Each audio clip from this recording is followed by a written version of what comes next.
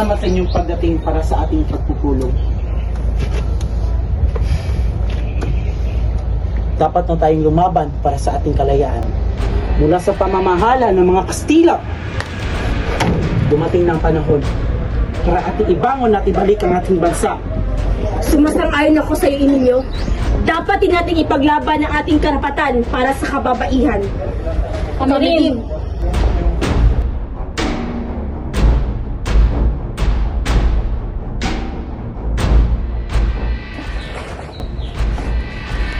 Ustedes los rebeldes no tendrán éxito.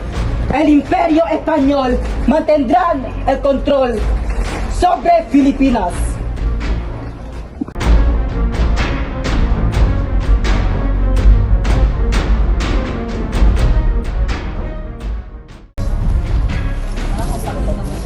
Kami ay nagpapagal sa bukid araw-araw. Kumakayod ng husto upang mapakain ang aming mga pamilya. Kailangan na natin ng pagbabago.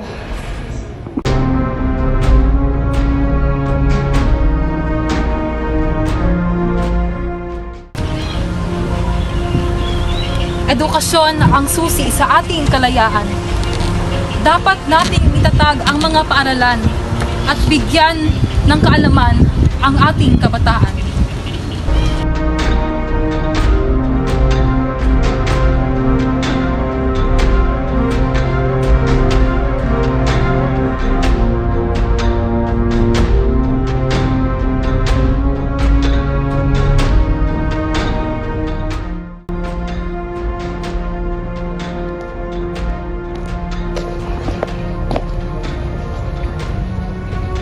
We have come to bring democracy and progress in the Philippines.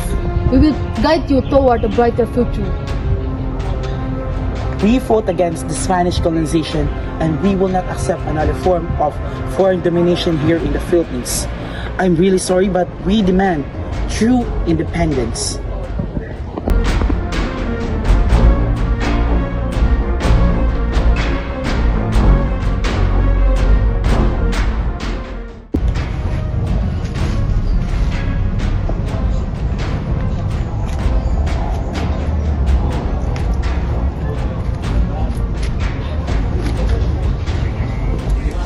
Ang pagkakaroon ng mga Amerikano ay nagdala ng pagbabago sa ating mga industriya. Kami ay nahaharap sa pang-aabuso at hindi patas na kondisyon sa pagtatrabaho.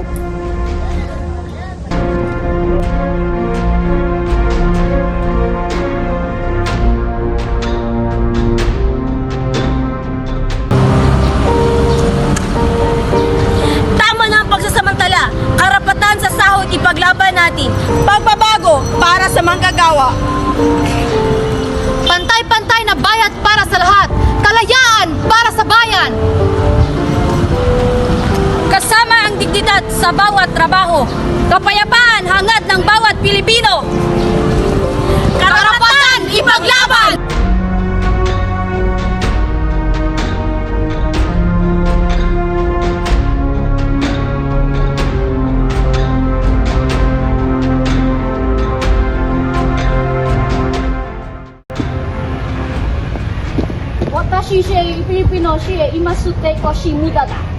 We will never stop until we get our true independence.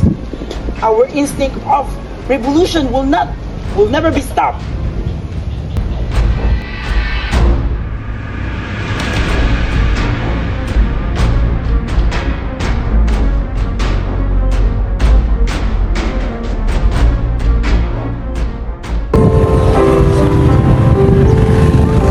Sa wakas, natamo na natin ang ating kalayaan. Ngayon, dapat nating pagtuunan ng pansin ang pagpapatayo ng ating bansa at paglikha ng mas magandang kinabukasan para sa lahat ng mga Pilipino.